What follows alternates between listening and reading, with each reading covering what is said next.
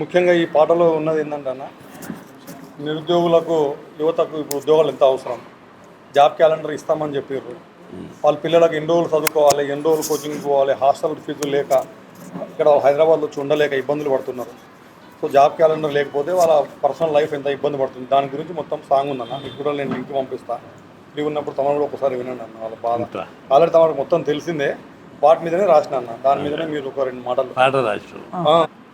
రాష్ట్ర ప్రభుత్వం, కాంగ్రెస్ ప్రభుత్వం గత ఎన్నికలకు ముందు మేము అధికారంలోకి వస్తే 2 లక్షల ఉద్యోగాలు భర్తీ చేస్తామని, జాబ్ క్యాలెండర్ ప్రకారం ఉద్యోగాలు ఇస్తామని చెప్పి అనేక రకాలుగా ప్రకటనలు జారీ చేసి నిరుద్యోగ యువతను ప్రోత్సహించారు.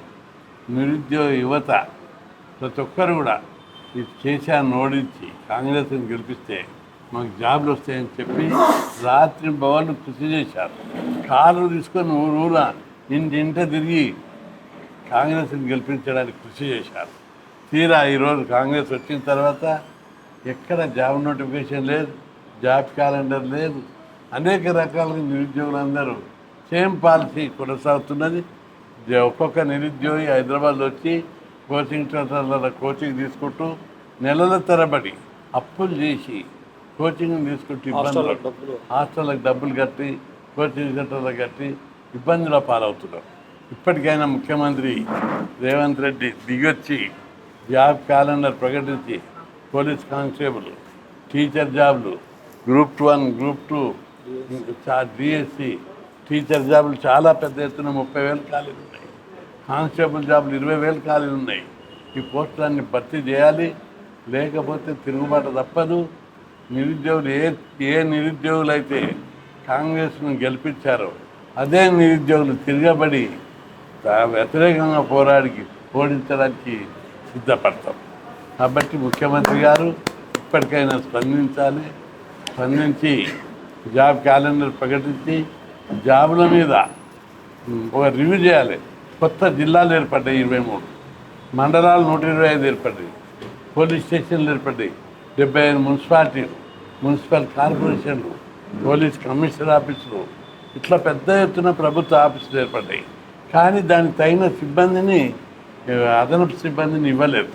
అందుకే దీని మీద స్టడీ చేసి ఎంతమంది అదనపు సిబ్బంది అవసరం ఈ కొత్త ఆఫీసులకు, కొత్త మండలాలకు, 23 జిల్లాల 40 శాఖలకు ఈ సిబ్బంది ఎంత అవసరమో అంత అవసరాన్ని సూచించి కొత్త పోస్టులు సృష్టించాలని, వెంటనే పోస్టుల భర్తీకి చర్యలు తీసుకోవాలి. డైరెక్ట్ రిక్రూట్మెంట్ కోటాను ప్రమోషన్లకు ఇచ్చి భర్తీ చేయొద్దు. డైరెక్ట్ రిక్రూట్మెంట్ కోటాను యువతకి ఇస్తే పరిపాలన సామర్థ్యం పెరుగుతుంది, ఆనెస్ట్ పెరుగుతుంది, కమిట్మెంట్ పెరుగుతుంది, జవాబుదారీతనం పెరుగుతుంది. దీంతో పరిపాలన సమర్థవంతంగా, పరిపాలన సజావుగా కొనసాగుతుంది. ప్రభుత్వం వెంటనే స్పందించి 2 లక్షల ఉద్యోగాలు జాబ్ క్యాలెండర్ చర్యలు తీసుకోవాలని డిమాండ్. అన్వర్ గారు పెద్ద ఎత్తున నిరుద్యోగులకు అండగా ఉన్నాడు.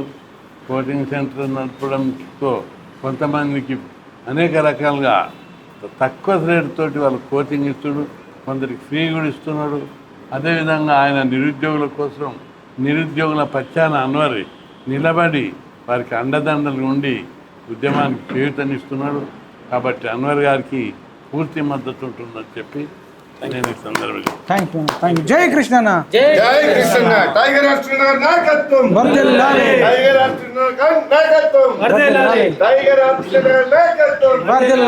ఈరోజు జాతీయ బీసీ సంక్షేమ సంఘం అధ్యక్షులు, రాజ్యసభ సభ్యులు ఆర్ కృష్ణ గారి శిష్యుడిగా, అన్ఎంప్లాయ్మెంట్ జేఏసీ రాష్ట్ర ప్రధాన కార్యదర్శిగా అన్వర్ మరి ఇంత పెద్ద ఎత్తున నిరుద్యోగుల పట్ల అంకిత భావంతో మరి ఒక సాంగ్ని డెలిగేట్ చేయడం, నిరుద్యోగులకు ఒక రచయితగా, ఒక కవిగా, ఒక ప్రొడ్యూసర్గా, ఒక డైరెక్టర్గా నిలబడి మరి ఈ సాంగ్ని ప్రజల్లోకి పంపించడానికి, నిరుద్యోగుల పట్ల మరి తన యొక్క బాధలను, ఆవేదాన్ని, మరి తన యొక్క నిరుద్యోగుల పట్ల ఉన్నటువంటి అంకిత భావాన్ని నిరూపించి ఇలా నిరుద్యోగులకు అంకితం చేయడం అనేది చాలా గొప్ప విషయం.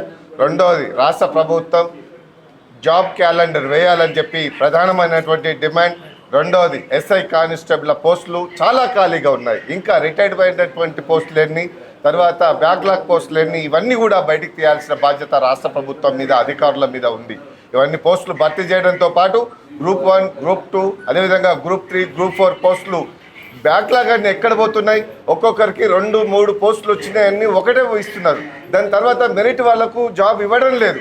కానీ ఇవన్నీ బ్యాక్లాగ్ వెళ్ళిపోతున్నాయి. అవన్నీ కూడా బ్యాక్లాగ్ అన్ని తీయాల్సిన బాధ్యత రాష్ట్ర ప్రభుత్వం మీద ఉంది. 1,50,000 బ్యాక్లాగే ఉన్నాయి. అదేవిధంగా ఒక్కొక్క గ్రూప్ 1లో దాదాపు ఇంకా 1,200 పోస్టులు ఖాళీగా ఉన్నాయి. రిటైర్డ్ అయిపోయినాయి, పోతున్నాయి. ఒక్కొక్కరికి 2, 3, 5 పోస్టులు కూడా ఇలా అదనంగా ఇస్తుంటే వాళ్ళు చేయలేకపోతున్నారు. ప్రభుత్వం నత్తనరక నడుస్తుంది. కాబట్టి ఒక్కొక్కరికి ఒక పోస్టే ఉండాలి. కాబట్టి ఎప్పుడైతే బ్యాక్లాగ్ పోస్టులు తీసి మిగతా పోస్టులన్నీ ఫుల్ఫిల్ చేస్తారో అప్పుడు మాత్రమే గవర్నమెంట్ ఉత్సాహంగా నిరుద్యోగుల పట్ల మంచి మూమెంట్ వెళ్ళడానికి అవకాశం ఉంటుంది. ఇలా ఒక్కొక్కరు ఉస్మానియా యూనివర్సిటీలో కానీ, అశోక్ నగర్లో, అదేవిధంగా దిల్సుఖ్ నగర్లో పుస్తకాల్లో పురుగుల్లాగా చదువుకొని ఐఏఎస్కు, ఐపీఎస్కు, గ్రూప్ 1కు, గ్రూప్ 2కి పోటీపడి పరీక్షల్లో మరి ఇలా చదువుకొని సిద్ధంగా ఉంటే పోస్టులు లేక పెళ్ళిళ్ళు చేసుకోక ఒక్కొక్కరికి 50-55 ఏళ్ళు వచ్చినా కానీ డాక్టరేట్లు పొంది కూడా ఉద్యోగాలు లేక నిరుత్సాహపడుతున్నారు. ఇలా కృష్ణ గారి నేతృత్వంలో పార్టీలో ఖచ్చితంగా ఉద్యమాలు చేసి నోటిఫికేషన్ల కోసం పోరాడుతుంటే ఇప్పటి వరకు కూడా రాష్ట్ర ప్రభుత్వం 2 సంవత్సరాలు గడుస్తున్న జాబ్ క్యాలెండర్ లేదు. ఎక్కడ పోయింది జాబ్ క్యాలెండర్? గత ప్రభుత్వం చూస్తే గత ప్రభుత్వాన్ని బొందబెట్టి ఇలా ఈ ప్రభుత్వాన్ని తెచ్చుకున్న తర్వాత కూడా జాబ్ క్యాలెండర్ లేకపోతే నిరుద్యోగుల పట్ల ఉత్సాహంగా ఉంటారు. బిడ్డ కబడ్దార్ వెంటనే జాబ్ క్యాలెండర్తో పాటు డిఎస్సి కూడా, డిఎస్సి ఎక్కడ ఉంది? టీచర్లు లేవు. ఇలా అవుట్ సోర్సింగ్లో గెస్ట్ ఫ్యాకల్టీగా, అవర్ బేసిక్ టీచర్లుగా ఇలా నామినేటెడ్ తీసుకుంటుంటే ఇలా అదేవిధంగా ఒక గౌరవ వేతనంగా కూడా టీచర్లు పనిచేస్తుంటే కూడా వాళ్ళకి గౌరవ వేతనం ఇవ్వలేనటువంటి దుస్థితి రాష్ట్ర ప్రభుత్వం అధికారుల మీద ఉంది. బిడ్డ వెంటనే ఇవన్నీ కూడా పోస్టులు భర్తీ చేసే విధంగా రాష్ట్ర ప్రభుత్వం ఒక నివేదిక ఏర్పాటు చేయాలి. ఇవాళ నిరుద్యోగుల పట్ల అంకితభావం లేకపోతే, చిత్తశుద్ధి లేకపోతే అయాన్ లాంటి, అన్వర్ లాంటి వాళ్ళు, అస్మాన్ లాంటి వాళ్ళు, అదేవిధంగా నాయక్ రవి కుమార్ లాంటి వాళ్ళు, ఇలా మహిపాల్ ఇలా తన సొంత శక్తితోని ఇలా ప్రజలకు, నిరుద్యోగులకు, విద్యార్థులకు తన వీడియో ద్వారా, తన యూట్యూబ్ ద్వారా ప్రతి సమస్యను ముందుకు తీసుకెళ్తున్నటువంటి మరి మహిపాల్ లాంటి వాళ్ళు పుట్టుకొస్తారు. కాబట్టి వెంటనే ఈ యొక్క జాబ్ క్యాలెండర్ విడుదల చేసి నిరుద్యోగుల నోటిఫికేషన్లు భర్తీ చేయకపోతే రాష్ట్ర ప్రభుత్వం భర్తం పట్టడానికి సిద్ధంగా ఉన్నారని చెప్పి హెచ్చరిస్తున్నాం. జై తెలంగాణ, జై ఆర్ కృష్ణన్న, టైగర్ అర్చన గారి నాయకత్వం, బడుగుబడైన వర్గాల ఆశా జ్యోతి టైగర్ అర్చన గారి నాయకత్వం, పోరాటం ఆర్ కృష్ణ నేతృత్వంలో నిరుద్యోగుల పట్ల ఉద్యోగాల కోసం పోరాడతాం.